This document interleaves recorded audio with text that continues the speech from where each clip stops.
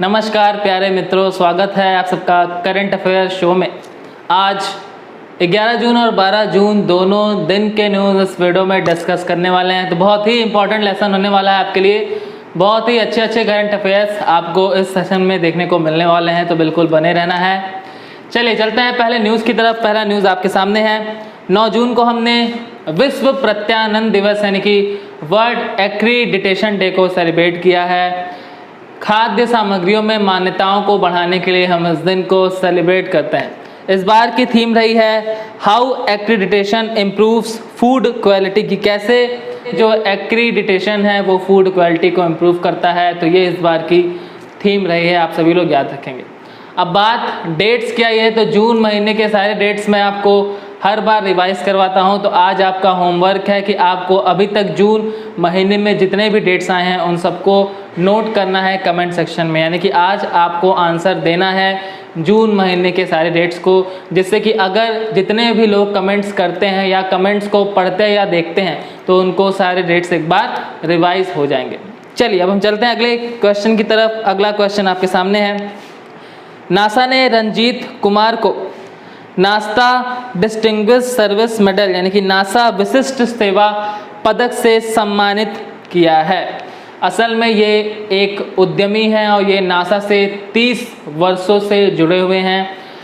अंतरिक्ष स्टेशन में इनका एक अहम योगदान रहा है, इसीलिए नासा ने इन्हें ये पुरस्कार प्रदान किया है। ये केरल से बिलोंग करते हैं। बात की जाए नासा की, तो नासा का फुल फॉर्म है national aeronautics and space administration. NASA को 1958 में स्थापित किया गया था। इसका हेडक्वार्टर अमेरिका के वॉशिंगटन डीसी में है तथा वर्तमान में नासा के डायरेक्टर जनरल जिम ब्रिडेनस्टीन हैं। तो आपको इतनी सारी जानकारी नासा से दी जाती है। चलिए अब हम चलते हैं अगले क्वेश्चन की तरफ। अगला क्वेश्चन आपके सामने। इंटरनेशनल वेट लिफ्टिंग फेडरेशन ने वेटलिफ्टर के संजीता चानू पर लगे डोपिंग चार्ज को हटा दिया है। पिछले 2.5 वर्षों से इनके ऊपर डोपिंग का चार्ज लगाया गया था, इन्हें बैन रखा गया था और अब ये चार्ज हटा दिया गया है क्योंकि जो भी इनके ऊपर केस चल रहा था उसका नेगेटिव इम्पैक्ट नहीं पाया गया है। ऐसा पाया गया है कि इन्होंने डोपिंग का उल्लंघन नहीं किया था, तो अभी इनके ऊपर से चार्ज को हटा दिया गया है। बात की जाए कि IWF का हेडक्वार्टर कहाँ है, तो इसका हेडक्वार्टर हंगरी के बुडापेस्ट में इस्टेब्लिश है। चलिए अब हम चलते हैं अगले न्यूज़ की तरफ। और न्यूज़ पर बढ़ने से पहले आप सबके लिए थोड़ा सा एनर्जी डोज हो जाए, थोड़ी सी मोटिवेशनल लाइंस आपको बताई जाए जिससे कि आप फिर से तरोताज़ा हो जाएं गुड मॉर्निंग के समय। तो मैं आपको बताता हूं, असल में आपको सफल होने के लिए आपका विफल होना बहुत ज़रूरी है। ये एक बहुत ही सिंपल सी लाइन मैं आपको सुनाना चाह रहा हूँ कि आपके सफल होने के लिए आपका विफल होना बहुत ज़रूरी है।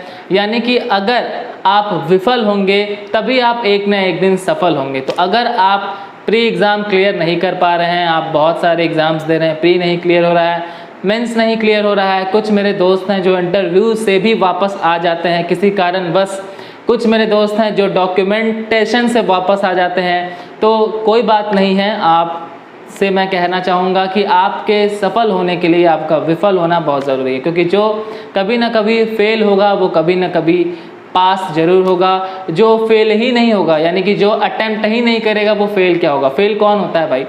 फेल कौन होता है? जो एग्ज़ाम में बैठा है, जो उसके लिए तैयारी कर रहा है, वही फेल होगा। और अगर वो फेल हो रहा है तो एक ना एक दिन वो पास जरूर होगा। तो इस चीज़ को गांठ बांध के रखिए, मेहनत करते रहिए। आज हो सकता है आपका फेल्योर आपके साथ है, कल आपकी सक्सेस आपके साथ रहेगी और आपका समय टर्न कर जाएगा, यानी समय आपका अच्छा जरूर आएगा, बस आपको लगे रहना है। चलिए अब हम चलते हैं अगले क्वेश्चन की तरफ। अगला न्यूज़ आपके सामने है। गृह मंत्रालय ने स्वतंत्रता सेनानियों के कल्याण के लिए एक समिति का गठन किया है। इसकी अध्यक्षता जी किशन रेड्डी साहब करेंगे। इसमें 9 मेंबर्स रहेंगे और 9 प्रख्यात स्वतंत्रता सेनानी रहेंगे, यानी फ्रीडम फाइटर्स रहेंगे और वो उनके कल्याण के लिए काम करेंगे। तो एक अच्छा इनिशिएटिव किया गया है गृह मंत्रालय के द्वारा। बात की जाए कि वर्तमान में हमारे होम मिनिस्टर कौन है, गृह मंत्री कौन है, तो अमित शाह जी वर्तमान में हमारे गृह मंत्री हैं। चलिए अब हम चलते हैं अगले न्यूज़ की तरफ। अगला न्यूज़ आपके सामने। सरकार ने मध्य प्रदेश में 2020-21 के दौरान जल जीवन मिशन के तहत 1280 करोड़ रुपए की मंजूरी दी है। जल जीवन मिशन क्या है तो आपको मैं बता दूं कि हर घर जल कनेक्शन प्रोवाइड करवाएगी भारत सरकार 2024 तक, ये उनका उद्देश्य है। और इसी के तहत अभी मध्य प्रदेश को 1280 करोड़ रुपए दिए जा रहे हैं। अभी कुछ दिन पहले ही मैंने आपको बताया था कि जल जीवन मिशन के तहत छत्तीसगढ़ को 445 करोड़ रुपए और उड़ीसा को 812 करोड़ रुपए दिए गए हैं, और अभी मध्य प्रदेश को 1280 करोड़ रुपए दिए जा रहे हैं। तो आपको इस न्यूज़ से इतनी सारी जानकारी मिलती है। बात की जाए मध्य प्रदेश की तो यहाँ के सीएम शिवराज सिंह चौहान जी हैं तथा गवर्नर लालजी टंडन है। मध्य प्रदेश की कुछ फेमस नेशनल पार्क्स हैं, वो मैं आपको बताता हूँ। मध्य प्रदेश में बांधवगढ़ है, Bandhavgarh national park, Panna national park, Sanjay Dubri national park, इस तरह के बहुत सारे फेमस नेशनल पार्क हैं। पंचमढ़ी नेशनल पार्क भी मध्य प्रदेश में है। तो नेशनल पार्क्स भी आप याद कर सकते हैं। अदरवाइज़ अगर आप सुनने की हैबिट डेवलप कर रहे हैं इस वीडियो को तो भी आपको याद हो जाएगा। चलिए अब हम चलते हैं अगले न्यूज़ की तरफ। अगला न्यूज़ आपके सामने, कर्नाटक सरकार ने राज्य में 5वीं कक्षा तक के छात्रों के लिए ऑनलाइन क्लास पर बैन लगा दिया है। बच्चे खुशी मना सकते हैं 5वीं क्लास तक के। आप सबके घर में कहीं ना कहीं छोटे बच्चे होते हैं और जब से उनकी ऑनलाइन क्लासेस शुरू हुई है तब से बड़ा बेचैन हो गए हैं बेचारे, क्योंकि ऑनलाइन क्लास बड़ी लंबी लंबी चल रही है और देख देख के बेचारे परेशान हो जा रहे हैं। कह रहे हैं कि क्लास में तो समझ में नहीं आता, ऑनलाइन क्लास में क्या समझ में आएगा। ठीक है, तो खैर कोई बात नहीं है। अब कर्नाटक सरकार ने 5वीं क्लास तक के बच्चों को राहत दी है। खैर राहत क्या है, ऑनलाइन क्लास होता है तो पढ़ाई से कनेक्शन रहना बहुत ज़रूरी होता है। खैर ऐसा इन्होंने क्यों किया है तो आपको बता दी जाए। एक्चुअल में जो प्राइवेट स्कूल्स होते हैं वो क्या कर रहे हैं, वो ऑनलाइन क्लास प्रोवाइड करवा रहे हैं और फिर फीस भी ले रहे हैं, और फीस एक्चुअल में बढ़ा भी रहे हैं। वो ये कह रहे हैं कि ऑनलाइन क्लास का एक्स्ट्रा फीस देना पड़ रहा है। तो सरकार ये कह रही है कि भाई लॉकडाउन में बहुत सारे लोगों की जॉब्स नहीं रह गई है, जॉब्स उनकी छूट गई है या उनको सैलरी नहीं मिल रही है या सैलरी कम मिल रही है, तो फिर फीस बढ़ाने का कोई मतलब नहीं है। इसलिए क्लास 5th तक कोई भी ऑनलाइन क्लास नहीं चलेगी और कोई भी स्कूल अपनी फ़ीस नहीं बढ़ाएगा। तो अच्छा ही एक कदम उठाया गया है कर्नाटक के द्वारा। बात की जाए कर्नाटक की तो यहाँ के सीएम BS येदियुरप्पा हैं तथा गवर्नर वजुभाई वाला हैं। कर्नाटक में सोमेश्वर नेशनल पार्क है, कर्नाटक में तुंगभद्रा नेशनल पार्क है और कर्नाटक में बहुत सारे नेशनल पार्क्स हैं। मुझे और ध्यान में आएगा तो मैं आपको याद दिला दूंगा। चलिए चलते हैं अगले न्यूज़ की तरफ। अगला न्यूज़ आपके सामने, गुजरात के गिर नेशनल पार्क में एशियाई शेरों की आबादी में पिछले 5 वर्षों में 29% की वृद्धि हुई है। तो ये क्वेश्चन भी आपके लिए इम्पोर्टेंट है। 2015 में इनकी संख्या 523 थी, 2020 में ये 674 हो गए हैं। तो 29% की बढ़ोतरी हुई है। ये भी आपको पता चल गया कि गिर नेशनल पार्क कहाँ है, तो वो गुजरात में इस्टेब्लिश है। बात की जाए गुजरात की तो यहाँ के सीएम विजय रूपानी जी हैं तथा गवर्नर आचार्य देवव्रत हैं। चलो चलते हैं अगले न्यूज़ की तरफ। अगला न्यूज़ आपके सामने, पश्चिम बंगाल ने कोविड-19 महामारी के कारण राज्य में लौटे IT सेक्टर के एम्प्लॉयज़ के लिए एक नौकरी पोर्टल कर्मा भूमि को लॉन्च किया है। यानी कि ऐसे लोग जो कहीं और राज्य में IT सेक्टर में काम कर रहे थे, अभी वो अपने राज्य में वापस आ गए हैं तो उनको नौकरी मिल सके, इसके लिए कर्म भूमि प्लेटफॉर्म को लॉन्च किया गया है। इसमें ये एम्प्लॉयज़ अपने आप को रजिस्टर करके इस राज्य में भी नौकरी कर सकते हैं।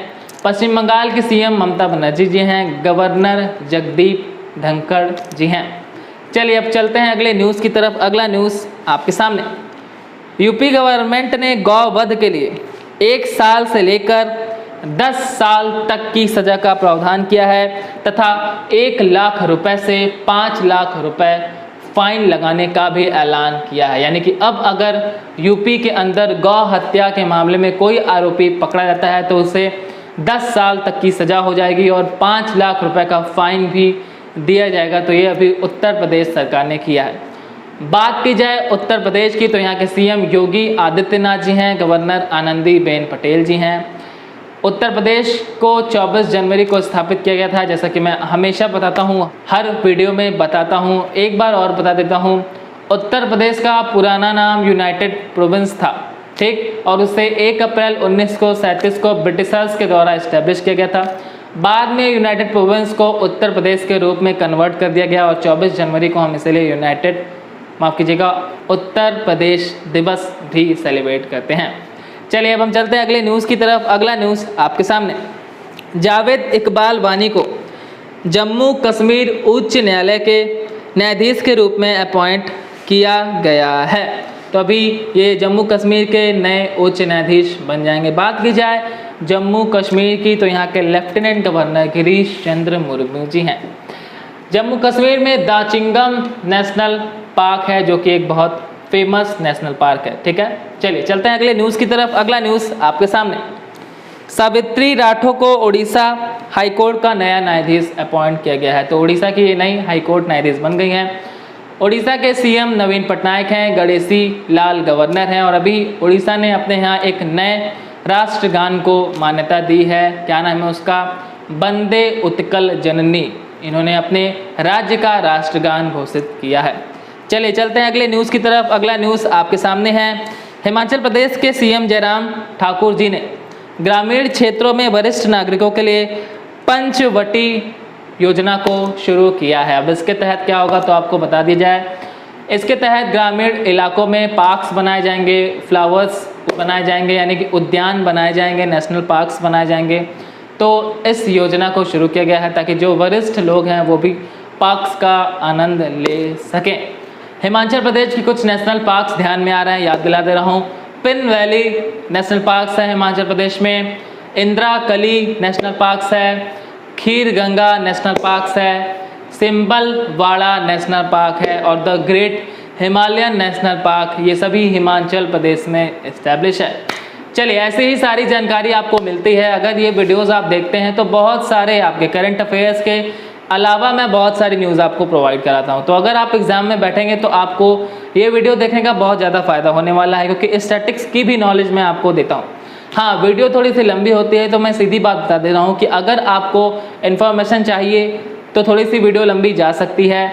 और दूसरी बात यह है कि इधर बिजी शेड्यूल रह रहा है मेरा, तो मैं डेली बेसिस पे करंट अफेयर्स किसी रीज़न से नहीं शूट कर पा रहा हूँ। तो 2 दिन के करंट शूट हो रहे हैं। अभी हो सकता है कि मैं एक आध दिन में आउट ऑफ सिटी जाऊँ, तो हो सकता है कि आपको थोड़ी सी प्रॉब्लम हो। तो हो सकता है कि मैं सैटरडे संडे वीकेंड पे कुछ करंट लेके आऊँ अगर मैं आउट ऑफ सिटी जाता हूँ तो आपको मैनेज करना है, आपको घबराना नहीं है। करंट अफेयर्स आपको मिलेगा, आपको बने रहना है, इसमें कोई भी समस्या नहीं होने वाली है। वीडियो बड़ा होने वाला है तो कोई बात नहीं है। पढ़ने वाला कोई अगर स्टूडेंट है तो वीडियो बड़ा रहेगा तो भी मैनेज कर लेगा, वीडियो छोटा रहेगा तो भी मैनेज कर लेगा। तो वो आपके ऊपर है, मैनेज ज़रूर करिएगा। चलिए चलते हैं अगले न्यूज़ की तरफ। अगला न्यूज़ आपके सामने, सरकार ने बांस के आयात पर लगने वाले सीमा शुल्क को 10% से बढ़ाकर 25% कर दिया है। यानी कि आत्मनिर्भर भारत अभियान के तहत बांस के आयात को, सीमा शुल्क को 10% से 25% बढ़ा दिया गया है, जिससे कि जो बांस का प्रोडक्शन हो वो ज़्यादा से ज़्यादा इंडिया में किया जाए, बाहरी देशों से कम मंगाया जाए, क्योंकि चार्ज ज़्यादा देना पड़ेगा। चलिए अब चलते हैं अगले न्यूज़ की तरफ। अगला न्यूज़ आपके सामने, सरकार ने 2020-21 के लिए प्रधानमंत्री कृषि सिंचाई योजना के प्रति बूंद अधिक फसल योजना के तहत 4000 करोड़ रुपए का आवंटन किया है। इस योजना के माध्यम से खेत स्तर पर जल उपयोग की सुविधा को बढ़ावा दिया जाएगा। तो ये योजना है, इसमें 4000 करोड़ रुपए का एलोकेशन किया गया है। और साथ ही साथ सरकार ने राज्यों में सूक्ष्म सिंचाई योजना के लिए नाबार्ड के साथ 5000 करोड़ रुपए की योजना भी बनाई है। तो ये भी न्यूज़ आपके लिए इम्पोर्टेंट रह सकती है। चलिए अब चलते हैं अगले न्यूज़ की तरफ। अगला न्यूज़ आपके सामने, क्यूएस वर्ल्ड यूनिवर्सिटी रैंकिंग 2021 की ताज़ा रैंकिंग में टॉप 500 यूनिवर्सिटीज़ में केवल 8 भारतीय इंस्टीट्यूट शामिल हुए हैं। अब उसमें टॉप पर कौन है तो आपको बता दिया जाए। 172 स्थान पर आईआईटी बॉम्बे रहा है, आईआईएससी बेंगलोर 185 रैंक पे रहा है और आईआईटी दिल्ली 193 रैंक पे रहा है। ये जो आईआईटी बॉम्बे है वो 20 रैंक खसक गया है 2019 की तुलना में, तो एक अच्छा इम्पैक्ट नहीं माना जा सकता है। बात की जाए फर्स्ट पे कौन है तो अमेरिका का MIT यूनिवर्सिटी फर्स्ट पर रहा है। चलिए चलते हैं अगले न्यूज़ की तरफ। अगला न्यूज़ आपके सामने, रिजर्व बैंक ऑफ इंडिया ने 2 मसौदा दस्तावेजों का प्रस्ताव किया है। कौन कौन से हैं दोनों को ध्यान से देखिएगा। पहला है draft comprehensive framework for sale of loan exposure, ये पहला है। और दूसरा है मानक परिसंपत्तियों के प्रतिभूतिकरण के लिए, यानी कि सिक्योरिटाइजेशन ऑफ स्टैंडर्ड एसेट्स, तो ये दो इन्होंने प्रस्ताव पास किया। अब ये दोनों क्या है, तो आपकी जानकारी के लिए मैं बता दूं कि दो कमेटी बनाई गई है। दोनों कमेटी में कौन कौन शामिल है तो आपको बताया जाए। डॉक्टर हर्षवर्धन की अध्यक्षता में भारत में हाउसिंग फाइनेंस सेक्टर के लिए समिति का गठन किया गया है, तो हर्षवर्धन सिंह जी इसकी अध्यक्षता करेंगे। और दूसरा, थोथाला नारायण स्वामी मनोहरन की अध्यक्षता में कॉरपोरेट सेक्टर में लोन देने पर ज़्यादा ध्यान दिया जाएगा। तो ये दो लोग हैं और इनकी कमेटी बनाई गई है इस दो डॉक्यूमेंट्स के तहत, तो दोनों को याद रखिएगा। बात की जाए आरबीआई की, तो आरबीआई को 1 अप्रैल 1935 को स्थापित किया गया था। हेडक्वार्टर मुंबई में है। वर्तमान में गवर्नर शक्तिकांत दास जी हैं। चलो चलते हैं अगले न्यूज़ की तरफ। अगला न्यूज़ आपके सामने, एचआरडी मंत्री रमेश पोखरियाल निशंक जी ने NIRF यानी कि नेशनल इंस्टीट्यूट रैंकिंग फ्रेमवर्क 2020 का 5वां संस्करण जारी किया है। इसमें IIT मद्रास टॉप पर है, IISc बेंगलोर सेकंड है और IIT दिल्ली थर्ड पर रहा है। तो ये आपकी रिपोर्ट्स हैं और इसे HRD मिनिस्टर के द्वारा जारी किया गया है, याद रखिएगा। चलिए चलते हैं अगले न्यूज़ की तरफ। अगला न्यूज़ आपके सामने, मर्सर के कॉस्ट ऑफ लिविंग सर्वे 2020 के अनुसार मुंबई वैश्विक स्तर पर 60वां सबसे महंगा शहर डिक्लेयर किया गया है।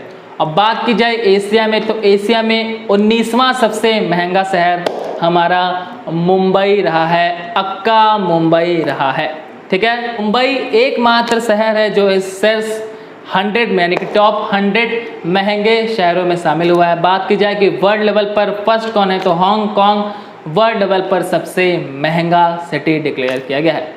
चलिए चलते हैं अगले न्यूज़ की तरफ। अगला न्यूज़ आपके सामने, भारतीय संगीतज्ञ शोभा शेखर को ऑर्डर ऑफ ऑस्ट्रेलिया पदक से सम्मानित किया है। इनका एक म्यूज़िक इंस्टीट्यूट चलता है ऑस्ट्रेलिया में और बहुत ही अच्छा प्रोग्राम करवाती हैं ये, इसके लिए इन्हें ये पुरस्कार दिया गया है ऑस्ट्रेलिया के द्वारा। बात की जाए ऑस्ट्रेलिया की, कैपिटल कैनबरा है, करेंसी डॉलर है, PM स्कॉट मॉरिसन जी हैं। अभी पता है कि प्रधानमंत्री जी के द्वारा, मोदी जी के द्वारा और स्कॉट मॉरिसन जी के द्वारा एक वर्चुअल मीटिंग भी आयोजित की गई थी। चलिए चलते हैं अगले न्यूज़ की तरफ। अगला न्यूज़ आपके सामने, आंध्र प्रदेश के चीफ मिनिस्टर जगन मोहन रेड्डी साहब ने दर्जी, नाई और धोबियों को वित्तीय सहायता प्रदान करने के लिए जगन्नाड चेदोड़ू योजना को शुरू किया है। बहुत ही शानदार नाम है इनका, 2-4 बार बोलिएगा, गाने की तरह आपको याद हो जाएगा। अब इसके तहत प्रति व्यक्ति 10,000 रुपये ये प्रोवाइड करेंगे धोबी को, नाइयों को और बाकी लोगों को। आंध्र प्रदेश के कुछ फेमस नेशनल पार्क्स हैं, वो मैं आपको याद दिलवा दे रहा हूँ। श्री वेंकटेश्वर नेशनल पार्क, उसके बाद पापीकोंडा नेशनल पार्क हैं, एक मुर्गावनी नेशनल पार्क्स भी है। तो ये सभी आंध्र प्रदेश में इतने नेशनल पार्क्स आप याद कर सकते हैं। चलिए चलते हैं अगले न्यूज़ की तरफ। अगला न्यूज़ आपके सामने है, देख लीजिए। सरकार ने वित्तीय वर्ष 2020-21 के लिए मनरेगा के तहत अब तक का सबसे ज़्यादा 101,500 रुपये का उच्चतम एलोकेशन किया है, यानी कि 1,01,500 करोड़ रुपए का हाईएस्ट एलोकेशन किया है मनरेगा के तहत। अभी कुछ दिन पहले मैंने आपको बताया था मनरेगा के तहत सबसे ज़्यादा रोजगार प्रदान करने वाला जो स्टेट है वो कौन है, तो छत्तीसगढ़ है। चलिए चलते हैं अगले न्यूज़ की तरफ। अगला न्यूज़ आपके सामने, केंद्रीय पर्यावरण, वन और जलवायु परिवर्तन मंत्री की रिपोर्ट के अनुसार पूरे भारत में गैर वानिकी परियोजना के लिए 11,467.83 हेक्टेयर यानी कि 114.68 वर्ग किलोमीटर वन भूमि को मोड़ दिया गया है, यानी भूमि को राउंड ऑफ किया गया है गैर वानिकी परियोजना के तहत। तो ये क्वेश्चन भी आप याद रख सकते हैं। पर्यावरण मंत्री कौन है? पर्यावरण मंत्री प्रकाश जावड़ेकर जी हैं। चलिए चलते हैं अगले न्यूज़ की तरफ। अगला न्यूज़ आपके सामने, गार्गो इंटरनेशनल ने सोनू सूद को अपना ब्रांड एम्बेसडर बनाया है। ये जो इंटरनेशनल कंपनी है ये ऑयल, ग्रीस, ऑटोमोबाइल से रिलेटेड यानी कि बाइक्स वगैरह, कार वगैरह से रिलेटेड चीज़ों को बनाती है। और इन्होंने सोनू सूद के अभी जो सराहनीय कार्य इन्होंने किया है माइग्रेंट वर्कर्स को जो ये घर तक पहुंचा रहे हैं, इसके लिए इन्होंने सोनू सूद जी को अपना ब्रांड एम्बेसडर बनाया है। और वाकई में सोनू सूद जी तारीफ़ के लायक हैं। बहुत कम ऐसे लोग होते हैं जो बिना दुनिया को दिखाए हुए काम करते हैं और फिर जो उनकी ख्याति है, जो उनकी गुडविल है, वो अपने आप पूरे संसार में फैलती है। ठीक है, तो ये बहुत ही अच्छा काम किया है सोनू सूद जी ने। एक इंसान होता है जो घर बैठे पैसे भेज देता है और एक इंसान होता है जो गरीबों के बीच उतर कर पैसों को देता है तो बहुत डिफरेंस हो जाता है। बहुत सारे जो लोग हैं वो लोग पैसा दिए हैं, मैं ये नहीं कह रहा हूँ पैसा दिए हैं, अच्छा काम किए हैं, पर घर बैठकर पैसे देने में अंतर है और मज़दूरों के बीच में जाकर उनकी मदद करना थोड़ा सा फ़र्क है इसमें, क्योंकि सोनू सूद को भी कोरोना हो सकता था तो इसकी फ़िक्र करे बजाय इन्होंने ये किया है तो सराहनीय कार्य है, इनकी तारीफ़ करना चाहिए हमें। चलिए खैर चलते हैं अगले क्वेश्चन की तरफ। अगला क्वेश्चन देख लीजिए। डीप नॉलेज ग्रुप की रिपोर्ट के अनुसार कोविड-19 से दुनिया के सबसे सुरक्षित देशों में भारत 200 देशों में 56वें स्थान पर रहा है। पहले पर स्विट्जरलैंड है, सेकंड पर जर्मनी है, थर्ड पर इजराइल है। बात की जाए अमेरिका की तो अमेरिका 58 पर है और बात की जाए चाइना की तो चाइना 7वें स्थान पर है सबसे सुरक्षित। हैरानी हो सकती है आपको मगर यही सच्चाई है, ठीक है। अब चाइना में केसेस लगभग कम हो चुके हैं, बहुत कम हो चुके हैं, या समझ सकते हैं कि नहीं ही आ रहे हैं। शुरू वुहान से हुआ था और अभी वहाँ भी केसेस जो हैं वो कम हो चुके हैं। चलिए क्या ठीक है, लास्ट में बात कर लूँ कि लास्ट में कौन रहा है, तो लास्ट दक्षिण सूडान रहा है, सबसे असुरक्षित है कोविड-19 से इस रिपोर्ट के अनुसार। चलिए तो आज की सारी न्यूज़ हमने इस वीडियो में डिस्कस कर ली है। आई होप कि आपको वीडियोस अच्छे लग रहे हैं, आप कॉपी में नोट डाउन कर रहे हैं, पढ़ाई कर रहे हैं। आज मेरा आपसे क्वेश्चन है कि अभी जून महीने के जितने भी डेट्स हैं उन सबको कमेंट सेक्शन में आंसर करिए और मैं आपसे अलविदा लेता हूँ, मिलता हूँ नेक्स्ट वीडियो में। तब तक के लिए सभी लोग पढ़ते रहिए, खेलते रहिए और जो मन करे वो करिए। धन्यवाद।